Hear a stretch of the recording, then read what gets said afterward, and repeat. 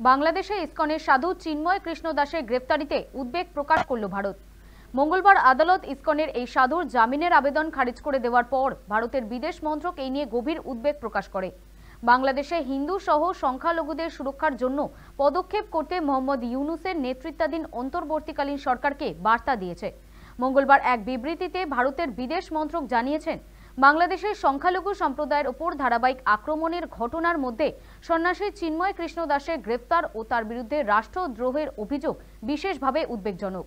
চট্টগ্রামের metropolitan magistrate আদালত মঙ্গলবার চিন্ময় কৃষ্ণ দাসের জামিনের আবেদন নাকচ করে তাকে বিচার বিভাগীয় হেফাজতে পাঠানোর নির্দেশ দিয়েছে। তাৎপর্যপূর্ণ হলেও পুলিশের পক্ষ থেকে তার রিমান্ডের আবেদন জানানো হয়নি। তবে আদালত নির্দেশ দিয়েছে যে বন্দী অবস্থায় তার ধর্মীয় অধিকার সুরক্ষিত রাখতে হবে। চিন্ময় কৃষ্ণ দাস, যিনি বাংলাদেশ সম্মিলিত সনাতন জাগরণ জোটের মুখপাত্র, তাকে গ্রেফতারের প্রতিবাদে সোমবার সংখ্যালঘু হিন্দু সম্প্রদায়ের একাধিক সংগঠন প্রতিবাদ সভা করেন।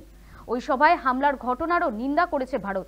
ভারতের বিদেশ মন্ত্রকের বিবৃতিতে বলা হয়েছে, বাংলাদেশ সরকারকে আমরা অনুরোধ করছি সংখ্যালঘু সম্প্রদায়, বিশেষত হিন্দুদের নিরাপত্তা ও সুরক্ষা নিশ্চিত করতে, তাদের শান্তিপূর্ণ প্রতিবাদ ও মত প্রকাশের অধিকার রক্ষা করাও জরুরি।